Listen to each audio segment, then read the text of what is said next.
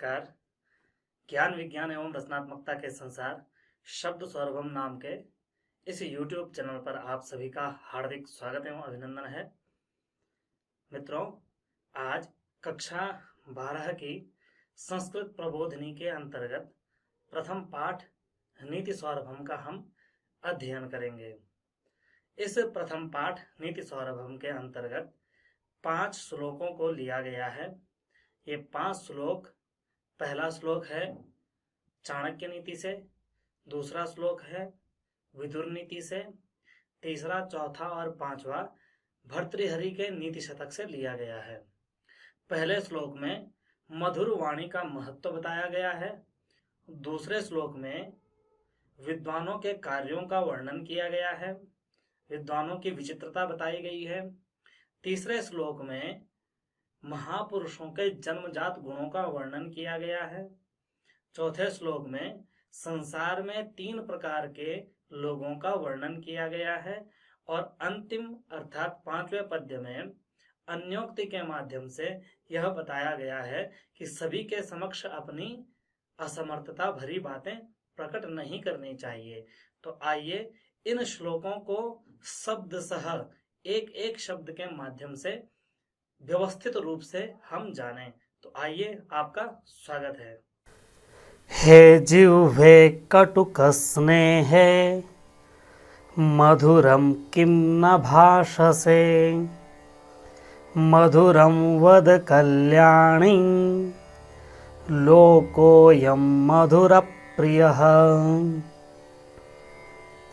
हे जिह्वे कटुक स्नेहे मधुरम किं न भाषसे, मधुरम वद कल्याणी लोकोऽयं मधुर प्रियः। इस श्लोक का पदच्छेद है, हे जिह्वे कटुक स्नेहे मधुरम किं न भाषसे, मधुरम वद कल्याणी लोकः अयं मधुर प्रियः। पदच्छेद से संधि समास इत्यादि का बोध हो जाता है, इसलिए पदच्छेद जानना आवश्यक है। अन्वय, इस श्लोक का अन्वय है, हे कटुक स्नेहे जिह्वे किं मधुरम न भाषसे, अथवा मधुरम किं न भाषसे। हे कल्याणी मधुरम वद यतोहि अयं लोकः मधुर प्रियः वर्तते। अन्वय में आने वाले अथवा श्लोक में आने वाले समस्त शब्दों का एक एक करके अर्थ अन्वय के अनुसार। हे कटुक स्नेहे जिह्वे, हे कटुक स्नेहे, हे कटुक स्नेहे, कटुक अर्थात कड़वा, स्नेह अर्थात रुचि अथवा प्रेम। कटुक स्नेहे, कड़वे को पसंद करने वाली, जिह्वे, जीभ अथवा वाणी। मधुरम, मीठा, किम, क्यों, न, नहीं, भाषसे, बोलती, अथवा किम, क्या, मधुरम, मीठा, न, नहीं, भाषसे, बोल सकती। कल्याणी, हे शुभकारिणी, हे कल्याणकारिणी। मधुरम वद, मधुरम, मीठा, वद, बोल, यतोहि, क्योंकि, अयम, यह, लोकः, संसार, मधुर प्रियः, मधुर प्रिय वाला है, अर्थात मीठे को पसंद करने वाला है। यह हुआ श्लोक में आने वाले एक एक शब्द का अन्वय के अनुसार अर्थ। अब इस श्लोक का अर्थ है कि हे कड़वे को पसंद करने वाली जीव वाणी, क्या मीठा नहीं बोल सकती? अथवा तू मीठा क्यों नहीं बोलती? हे कल्याणी, हे शुभ कार्य करने वाली, मीठा बोल, क्योंकि यह संसार मीठा पसंद करता है। यह सामान्य अर्थ हुआ। इस श्लोक में जो चाणक्य हैं, वह जो वाणी है, जो जीव है, उसे उलाहना देते हुए, उसे इशारा करते हुए कहते हैं कि हे जीव, हे वाणी, तू मीठा क्यों नहीं बोलती? तू मीठा बोला कर। हे कल्याणी, हे शुभ कार्य करने वाली, तू मीठा बोल, क्योंकि यह संसार मीठे को पसंद करता है। तात्पर्य यह है कि चाणक्य कहते हैं कि यह जो वाणी है, यह अनेक कार्यों को संपन्न कराने वाली है, इसलिए इसे कल्याणी कहा है। यह समस्त प्रकार के कल्याणकारक कार्यों को करके मनुष्य को सफलता, मनुष्य को सुख, शांति, समृद्धि प्रदान करती है। यदि वाणी शुद्ध है, यदि वाणी में मिठास है, मधुरता है, तो व्यक्ति के समस्त कार्य संपन्न हो जाते हैं और इस संसार से लेकर के परलोक तक उसे हमेशा सदैव सुख की और आनंद की प्राप्ति होती है। इसलिए हे वाणी, मीठा बोल, अर्थात मनुष्य को भी अपनी वाणी के द्वारा मीठा वचन बोलना चाहिए। क्यों? क्योंकि यह संसार मीठा पसंद करता है। इस संसार को मीठा पसंद है।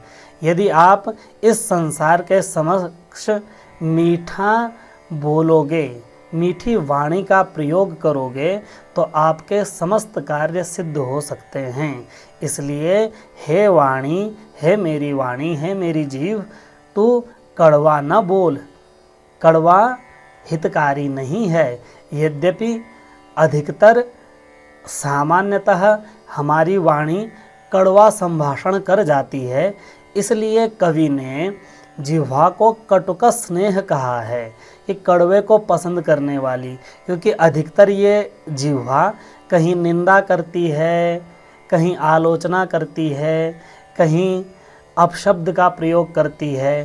तो इस वाणी से ऐसे कार्य न किए जाएं, मधुर ही संभाषण किया जाए, क्योंकि इस संसार को मधुर पसंद है और इस संसार को जिसने जीत लिया वह सुख का भागीदार है, और जिसे सुख प्राप्त है उसे संसार की समस्त वस्तुएं प्राप्त है। यह इस श्लोक का तात्पर्य है। यस्य कृत्यं न जानन्ति मंत्रं वा मंत्रितं परे, कृतमेवास्य जानन्ति स वै पंडित उच्यते। यस्य कृत्यं न जानन्ति मंत्रं वा मंत्रितं परे, कृतमेवास्य जानन्ति स वै पंडित उच्यते।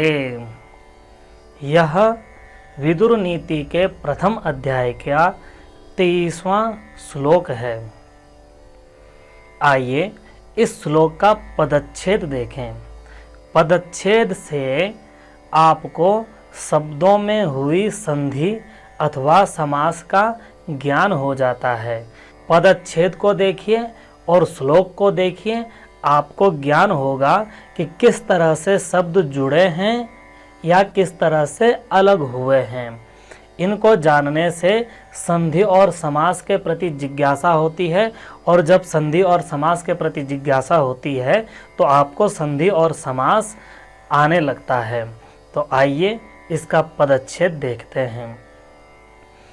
यस्य कृत्यं न जानन्ति मंत्रं वा मंत्रितं परे, कृतम एव अस्य जानन्ति स वै पंडित उच्यते। यह हुआ पदच्छेद। अब जानते हैं अन्वय। अन्वय के सहारे किसी भी श्लोक, कविता अथवा पद्य का अर्थ अत्यधिक सरलता से ज्ञात हो जाता है। तो आइए हम अन्वय देखते हैं इस श्लोक का। तो इस श्लोक का अन्वय है, परे यस्य कृत्यं मंत्रं मंत्रितं वा न जानन्ति अस्य कृतम् एव जानन्ति स वै पंडित उच्यते। यह हुआ अन्वय। अब श्लोक में आए हुए एक एक शब्द का अन्वय के अनुसार अर्थ देखते हैं। परे दूसरे लोग, यस्य जिसका, कृत्य कार्य, मंत्रम विचार, मंत्रितम वा अथवा योजना, मंत्रित अर्थात योजना, वा अर्थात अथवा, न नहीं, जानन्ति जानते या समझ पाते, अस्य इसको, कृतम किए जाने पर, एव ही, जानन्ति जानते हैं या समझ पाते हैं, स वह, वै ही, पंडित विद्वान, उच्यते कहलाता है। यह हुआ श्लोक में आए हुए एक एक शब्दों का अन्वय के अनुसार अर्थ।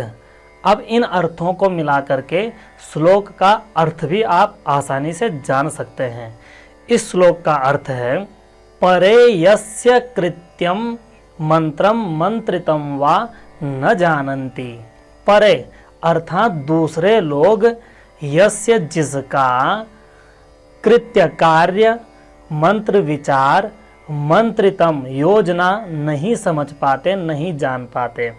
अर्थात दूसरे लोग अर्थात सामान्य लोग जिस व्यक्ति का न कार्य पहचान पाते हैं, न उसके विचार समझ पाते हैं, न उसकी योजनाएं समझ पाते हैं, अस्य कृतम एव जानन्ति, इनको कार्य, विचार और योजनाओं को कृतम एव जानन्ति करने के बाद ही जान पाते हैं, समझ पाते हैं।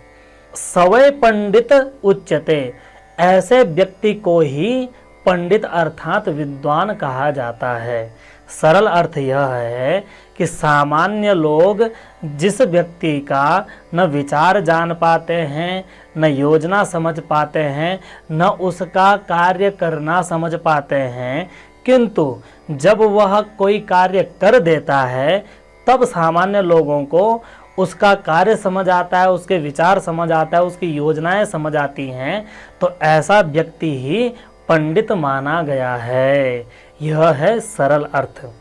अब जानते हैं भावार्थ।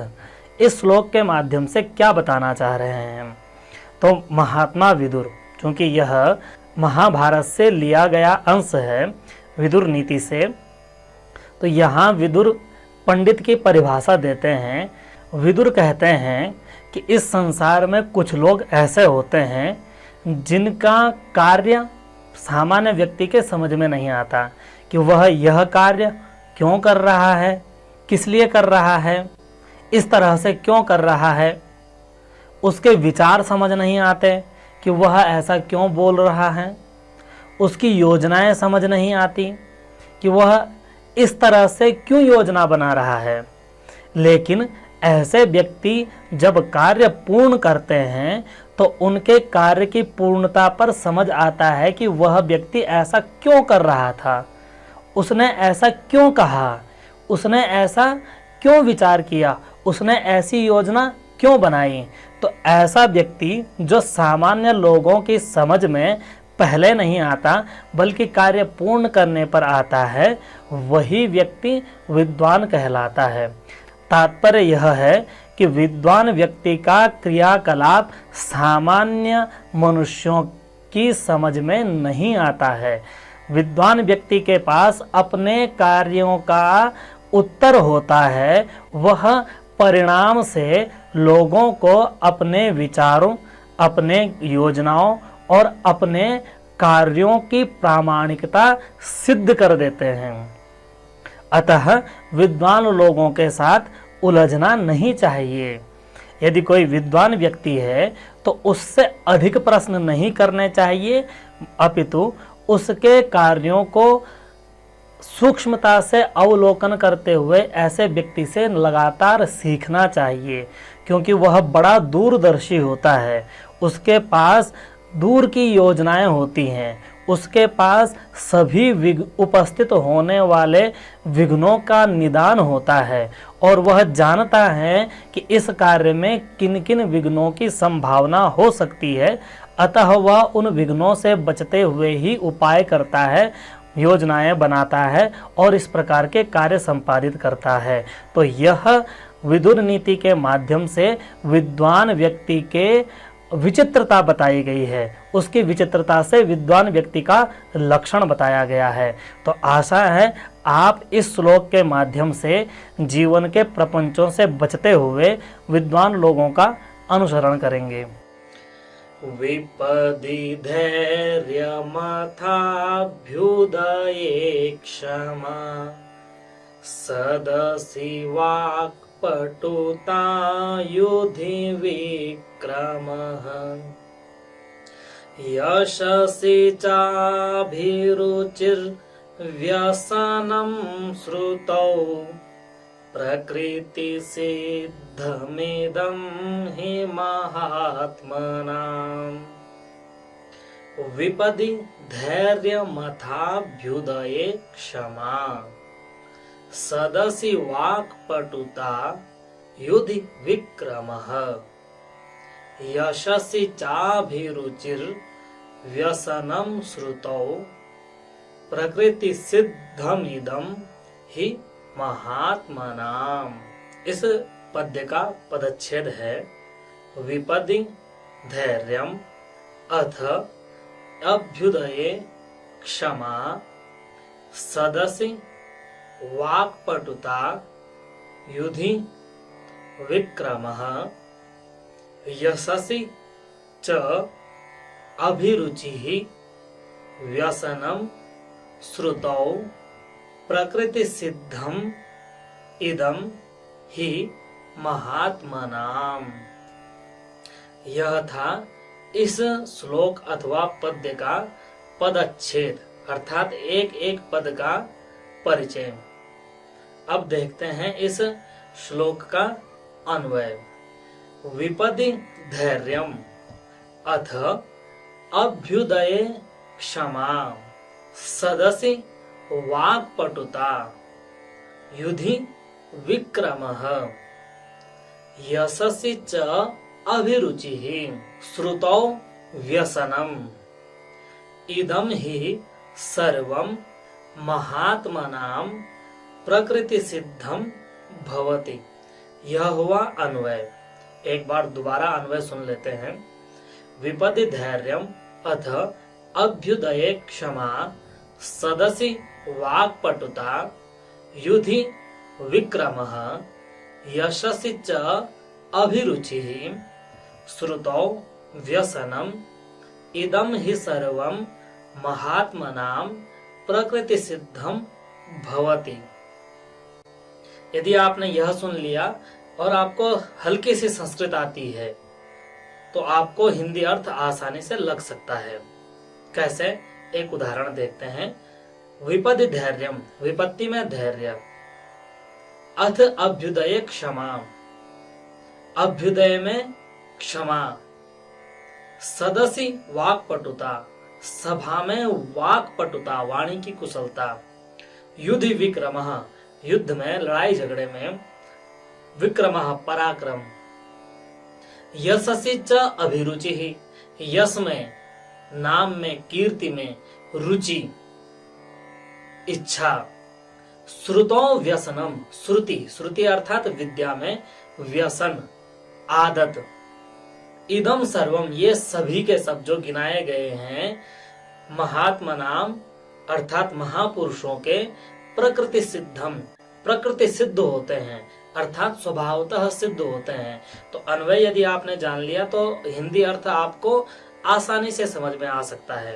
अब अन्वय के अनुसार एक एक शब्द का अर्थ देखते हैं। विपदि अर्थात विपत्ति में, धैर्यम अर्थात धीरज, अथ और अभ्युदये उन्नति के समय में, क्षमा दया करने का भाव, माफ कर देना का स्वभाव, सदसी अर्थात सभा में, वाक पटुता, वाक वाणी, पटुता माने कुशलता, वाणी की कुशलता, वाक पटुता अर्थात बोलने की कुशलता, युद्धि अर्थात युद्ध के समय, विक्रमः, विक्रमः अर्थात पराक्रम, यशसि यश में, कीर्ति में, नाम में, प्रसिद्धि में, अभिरुचि ही अर्थात इच्छा, रुचि, पसंद, श्रुतौ, श्रुति कहते हैं विद्या को, श्रुति वेद को कहा जाता था।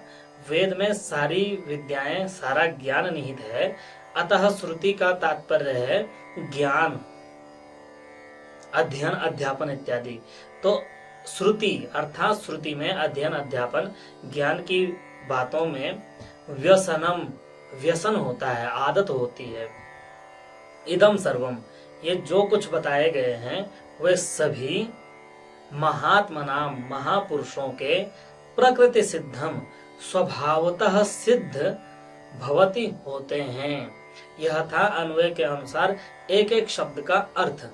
अब इसका सामान्य अर्थ यह है कि यहाँ महापुरुषों के कुछ गुणों को बताया जा रहा है कि विपत्ति में धैर्य का गुण होता है, अभ्युदय जब उनकी उन्नति होती है तो लोगों को माफ कर देने का स्वभाव, दया करने का स्वभाव होता है, सभा में वाणी की चतुरता होती है, कैसे बोलना है, कैसे लोगों के ऊपर अपनी बात का प्रभाव रखना है, ऐसा वह बोलना जानते हैं।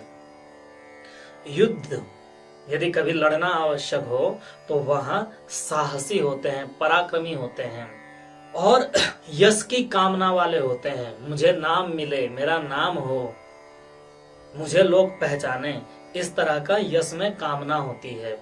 और श्रुति में व्यसन होता है, ज्ञान के प्रति हमेशा व्यसनी होते हैं, आदत वाले, कहीं से भी ज्ञान मिले, कहीं भी पढ़ने पढ़ाने को मिले, कहीं अच्छी बातें सुनने को मिले, तो ये आदतें महात्माओं के अर्थात महापुरुषों के प्रकृति सिद्ध होते हैं। यह सामान्य अर्थ था।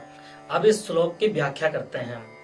यहाँ महापुरुषों के गुणों का वर्णन किया जा रहा है। महापुरुषों के 6 गुण बताए जा रहे हैं और 6 अवस्थाएं बताई जा रही हैं। 6 अवस्थाएं हैं। पहली है विपत्ति, अभ्युदय, सभा, युद्ध, यश और छठा है पढ़ाई, ज्ञान। इन 6 अवस्थाओं में महात्माओं के 6 गुण होते हैं। यदि विपत्ति आती है तो विपत्ति के समय उनके अंदर धैर्य होता है, घबराते नहीं है कि कोई संकट आ गया तो तुरंत भाग जाएं, नहीं, धैर्य रखते हैं, क्योंकि धैर्य पूर्वक उस विपत्ति का सामना करते हैं ताकि उस विपत्ति को दूर भगाया जा सके या उस विपत्ति के समय अपना नाम खड़ा किया जा सके। तो विपत्ति में धैर्य का गुण होता है।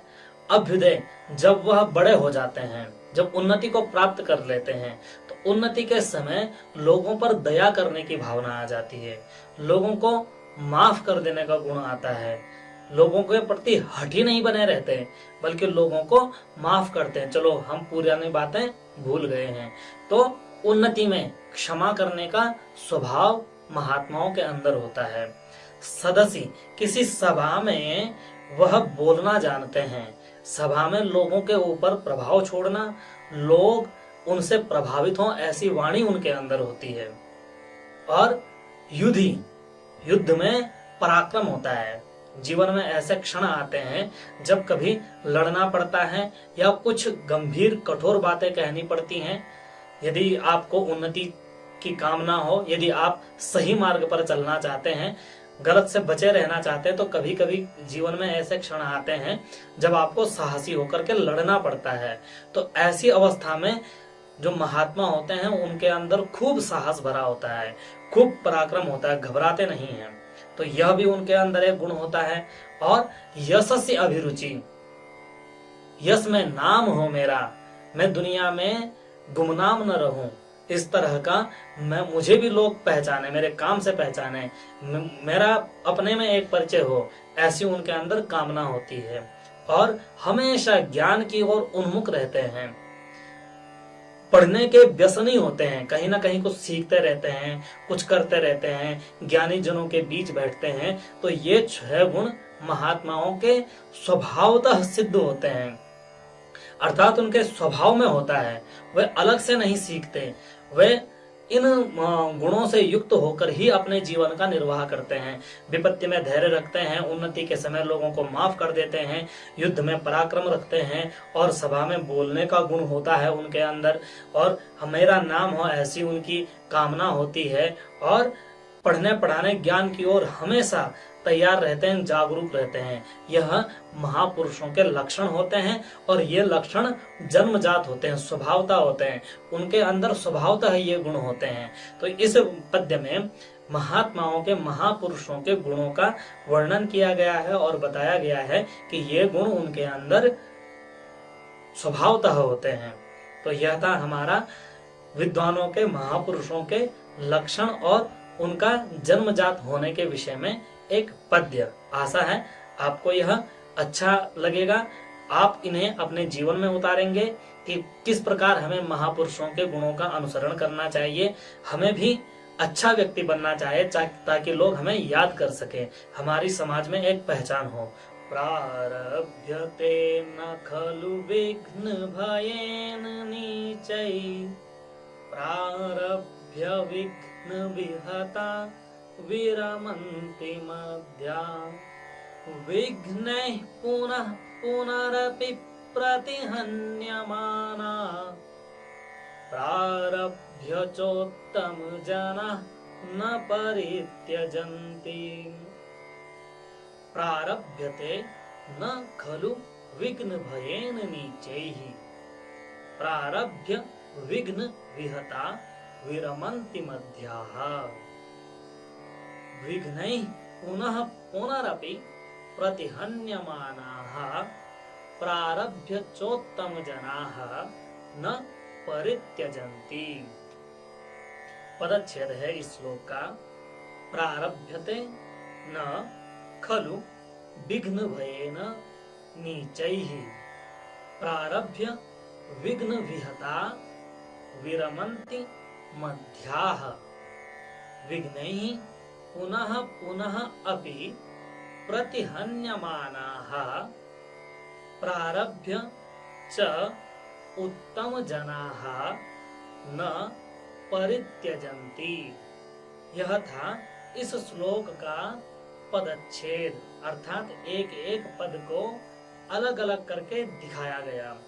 अब इस श्लोक का अन्वय देखते हैं। नीचैः खलु विघ्न भयेन कार्यं न प्रारभ्यते, मध्याः कार्यं विघ्न विहता विरमन्ति, उत्तम जनाः च पुनः पुनः अपि प्रतिहन्यमानाः, कार्यं प्रारभ्य न परित्यजन्ति। नीचैः खलु विघ्न भयेन कार्यं न प्रारभ्यते, मध्याः कार्यं प्रारभ्य विघ्न विहता कार्यं विरमन्ति, उत्तम जनाः च विघ्नैः पुनः पुनः प्रतिहन्यमानाः सन् अपि कार्यं प्रारभ्य न परित्यजन्ति। अब इसका शब्द सह अर्थ देखते हैं। नीचे ही, नीच व्यक्ति, खलु निश्चित ही विघ्न भयेन, विघ्न के भय से, संकट के डर से, कार्य न नहीं प्रारभ्यते, प्रारंभ करते।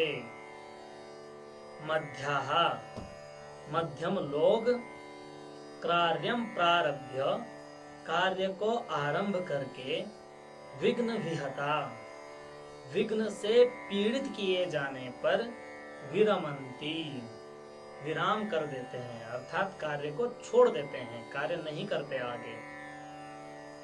उत्तम जनाः च, किंतु उत्तम जनाः, उत्तम लोग, विघ्नैहि, विघ्नों के द्वारा, पुनः पुनः, बार बार, प्रतिहन्यमानाः, सताए जाने पर भी, पीड़ित किए जाने पर भी, सन माने पर, अपि माने भी, प्रतिहन्यमानाः सन अपि, बार बार सताए जाने पर भी, कार्य को प्रारभ्य, प्रारंभ करके, न नहीं परित्यजन्ति, छोड़ते। यह था एक एक शब्द का अन्वय के अनुसार अर्थ। अब इसका अर्थ देखते हैं।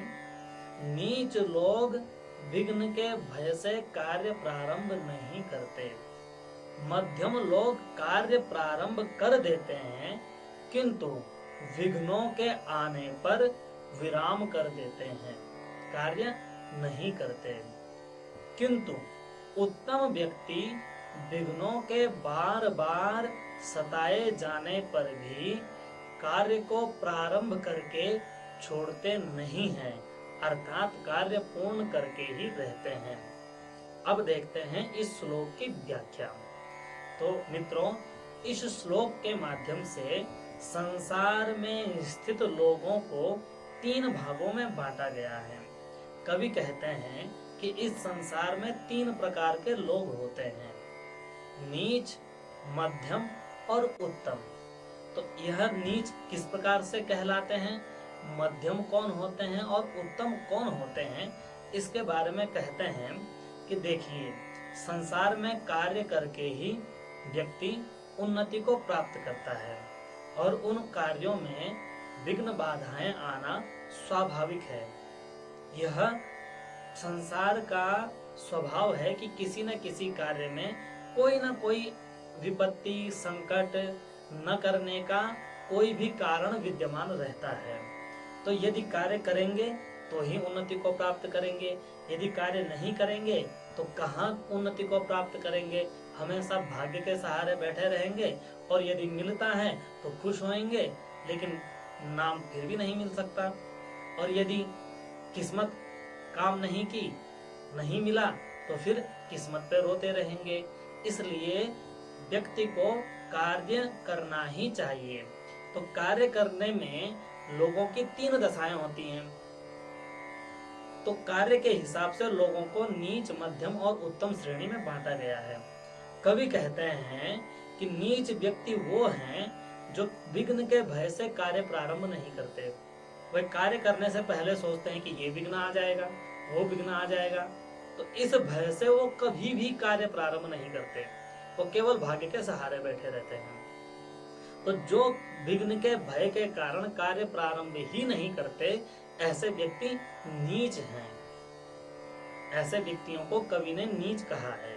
तो अर्थात अपने आसपास भी देख लीजिए, यदि आप कार्य विघ्न के भय से प्रारंभ नहीं करते हैं तो आप नीच स्वभाव के हैं। मध्यम लोग कौन होते हैं, तो कहते हैं कि मध्यम लोग कार्य प्रारंभ तो कर लेते हैं, लेकिन जैसे ही संकट खड़ा होता है वैसे ही वो कार्य को छोड़ करके भाग जाते हैं। तो वे मध्यम लोग हैं जो कार्य को प्रारंभ तो कर देते हैं, किंतु संकट आने पर वे कार्य वहीं विराम करते हैं और वहां से भाग खड़े होते हैं।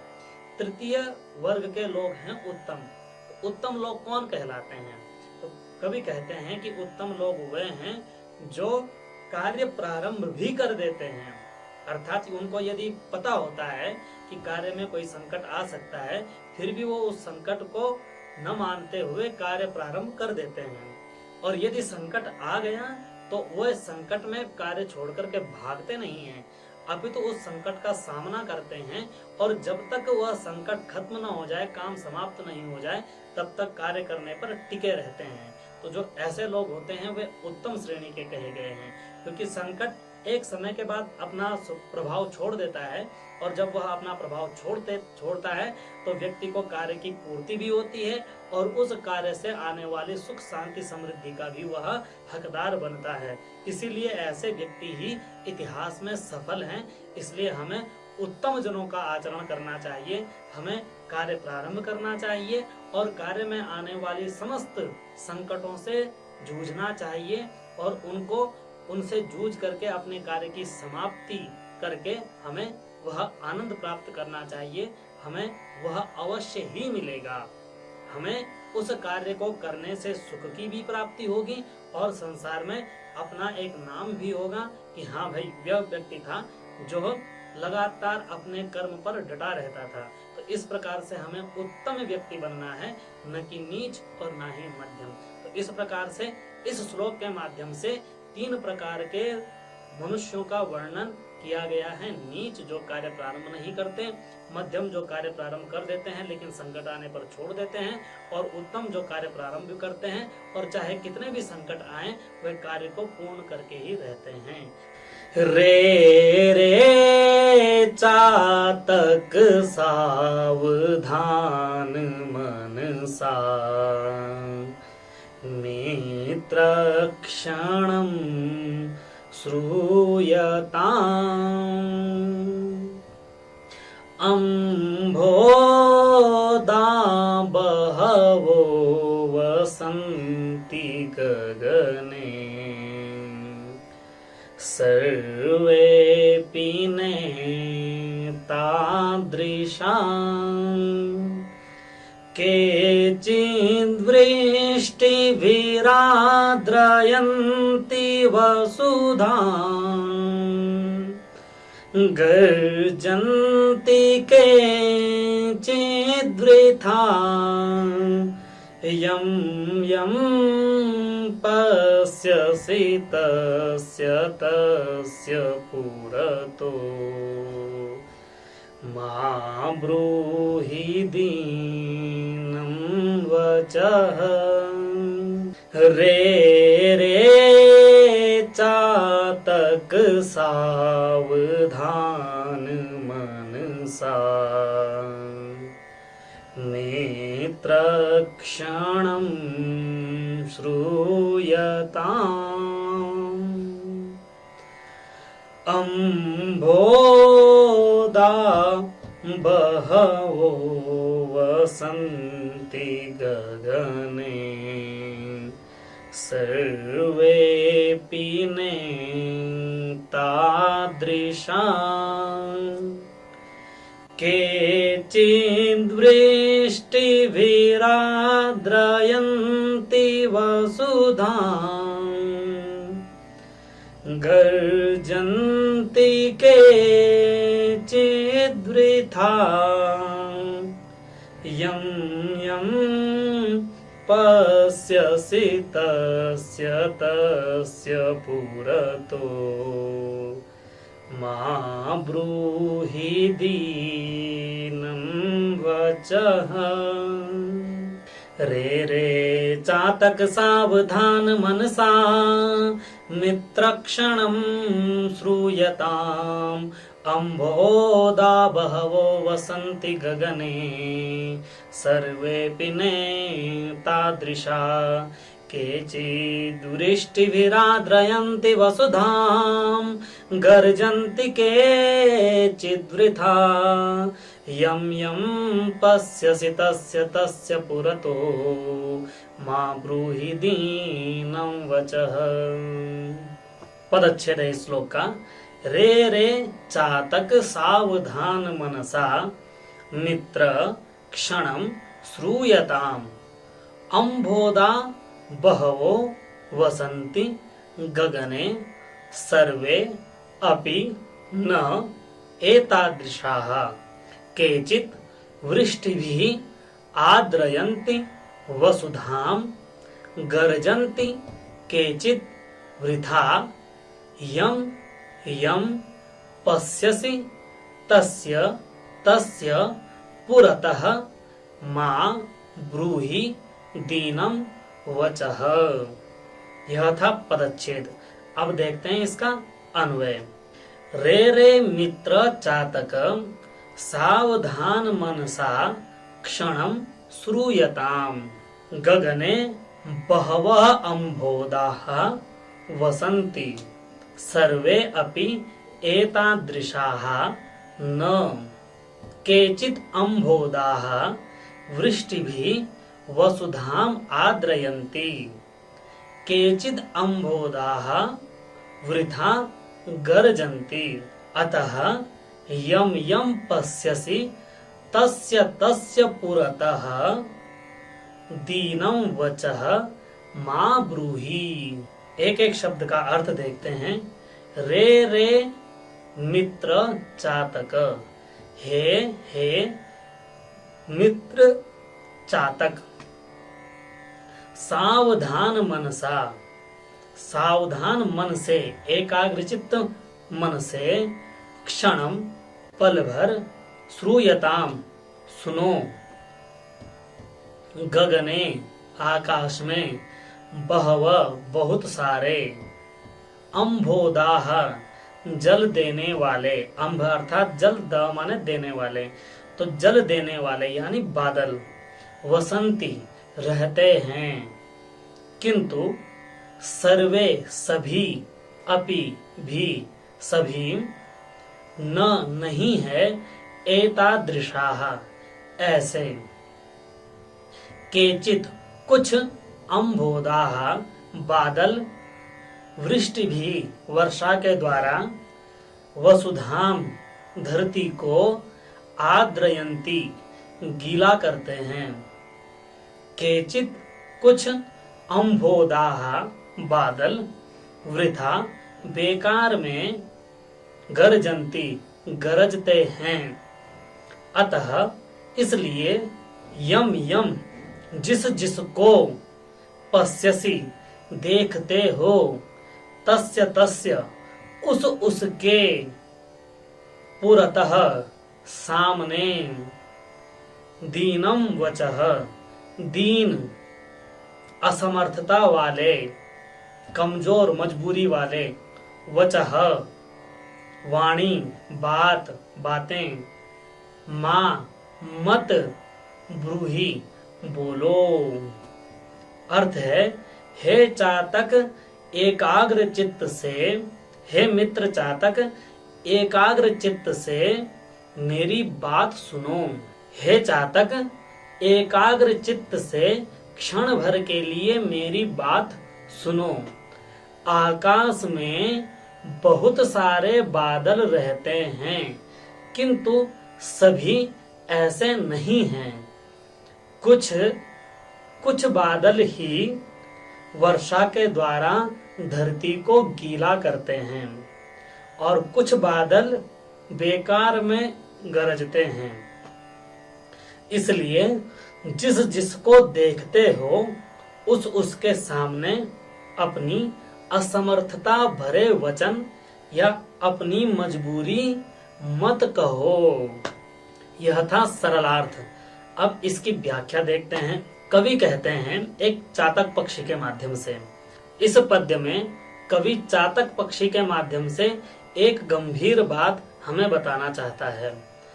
चातक पक्षी ऐसा माना जाता है कि वह स्वाति नक्षत्र के दिन आकाश में बादलों से गिरने वाली बूंद को ही ग्रहण करता है। तो वह पक्षी आकाश की ओर टकटकी लगाए देखता है कि यह जल बरसाए और उस जल का मैं सेवन करूं। तो इस चातक पक्षी के माध्यम से कवि कहता है कि हे चातक पक्षी, जरा मेरी बात क्षण भर के लिए एकाग्र चित्त होकर सुनो। तुम प्रत्येक बादल से जो याचना कर रहे हो कि मुझे जल बरसा करके दे ताकि मैं पी लूं, यह तुम्हारा आचरण ठीक नहीं है। क्यों ठीक नहीं है, यह बताते हैं उस चातक को कि हे चातक, आकाश में यद्यपि बहुत सारे बादल घूम रहे हैं, लेकिन सभी बादल एक जैसे नहीं हैं, अर्थात ये बादल तुम्हारी प्यास बुझाने में समर्थ नहीं है। इसलिए आप हर एक बादल में अपनी याचना मत करो। इन बादलों में से कुछ बादल ही ऐसे हैं जो पृथ्वी को गीला करने में समर्थ हैं, अर्थात तुम्हारी प्यास बुझा सकते हैं। लेकिन कुछ बादल ऐसे हैं जो केवल गरजते हैं और गरज करके तुम्हें ये दिखाने की कोशिश करते हैं कि हम तुम्हारे बड़े हितैषी हैं, जबकि ऐसा नहीं है, वे केवल गरजने वाले बादल हैं। इसलिए हे पक्षी चातक, हे मित्र, मेरी बात सुनो। आप जिस जिसको देख रहे हो उसके सामने अपनी असमर्थता वाली वाणी प्रकट मत करो। अर्थात इस कहानी के माध्यम से कवि हमें यह समझाना चाहता है कि जीवन में अनेक क्षण आते हैं जब आप किसी बात से दुखी रहते हैं, किंतु आप प्रत्येक व्यक्ति के पास अपना दुख प्रकट न करें। क्यों? क्योंकि प्रत्येक व्यक्ति ऐसा नहीं होता जो आपकी बात को आपके अनुसार ग्रहण करने की क्षमता वाला हो सकता है वह उस बात का अन्य अर्थ ले ले, अथवा कोई नाजायज फायदा ले ले, या आपकी बात उसके लिए न हो, उल्टा आपसे सवाल करने लगे, आपको ही ज्ञान देने लगे सहायता करने की बजाय। इसलिए हमें अपना दुख अपने स्तर पर पूर्ण करना चाहिए, उससे जूझना चाहिए, अपने दुख को अपने स्तर पर समाप्त करना चाहिए। प्रत्येक व्यक्ति के पास अपनी दुख भरी दास्तान नहीं बतानी चाहिए, अपने को कमजोर नहीं करना चाहिए। आप उसी व्यक्ति के पास अपनी दुख भरी कहानी कहें जो आपके दुख को समझने के योग्य हो, जो आपके दुख को दूर करने में अपनी कोई भूमिका प्रस्तुत कर सके। अन्यथा हो सकता है कि आप उसके पास कहें, लेकिन वह उसके पास कही गई बात आपके लिए कोई नया संकट खड़ा कर दे। इसलिए कवि कहते हैं कि हे मनुष्यों, अपनी दीनता भरी वाणी हर किसी के समक्ष प्रकट नहीं करनी चाहिए। सभी लोग ऐसे नहीं होते जो आपके दुख को कम कर सकें, कुछ लोग आपके संताप को बढ़ा देते हैं। इसलिए एक महान शायर भी कहते हैं कि जख्म सबको मत दिखाओ, लोग छिड़केंगे नमक। कि जख्म सबको मत दिखाओ, लोग छिड़केंगे नमक, आएगा कोई नहीं मरहम लगाने के लिए। इसलिए इन सूक्तियों को अपने जीवन में उतारना चाहिए और इसी प्रकार से अपना आचरण करना चाहिए। ये पद्य हमारे जीवन को नई दिशा देने में बहुत मददगार साबित होते हैं, तो इन्हें याद भी कर लेना चाहिए और अपने जीवन में उतारना चाहिए। चातक एक पक्षी है जो स्वाति नक्षत्र में गिरी बूंदों को ही आकाश में पीता है, ऐसा साहित्य संसार में प्रसिद्धि है। अतः वह बादल से जल बूंद बरसाने की याचना करता है। कवि इसी पक्षी के बहाने से कहते हैं कि जो चातक पक्षी है वह आकाश में स्थित बादलों से याचना करता है कि वे बादल उसके लिए जल बरसा दें। लेकिन कवि जानता है कि आकाश में रहने वाले सभी बादल चातक की प्यास नहीं बुझा सकते, क्योंकि आकाश में रहने वाले सभी बादल जल नहीं बरसाते, कुछ केवल गर्जना करते हैं। इसलिए कवि चातक से कहते हैं कि हे मित्र चातक, आकाश में दिखने वाले सभी बादलों से याचना मत करो। यह आवश्यक नहीं कि जिसके समक्ष तुम अपनी दीनता दिखा रहे हो वह तुम्हें जल दे दे। संभव है तुम्हारी याचना व्यर्थ हो। इसलिए इस बात का ध्यान रखो कि सबके समक्ष अपनी असमर्थता प्रकट मत करो। कवि चातक पक्षी के बहाने से यह बताना चाहते हैं कि हमें अपना दुख अथवा असमर्थता सभी लोगों के सामने प्रकट नहीं करनी चाहिए। संसार में सभी लोग ऐसे नहीं होते जो आपके दुख, आपकी बात, आपकी दीनता का सम्मान करें।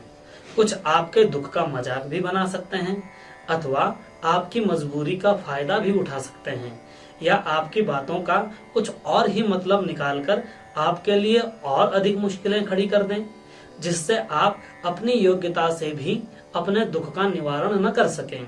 कुछ सज्जन ही दूसरे व्यक्ति के दुख में सहयोगी बनते हैं, लेकिन ऐसे लोगों को ढूंढना पड़ता है। इसलिए मनुष्य को हर किसी के पास अपना दुख प्रकट नहीं करना चाहिए।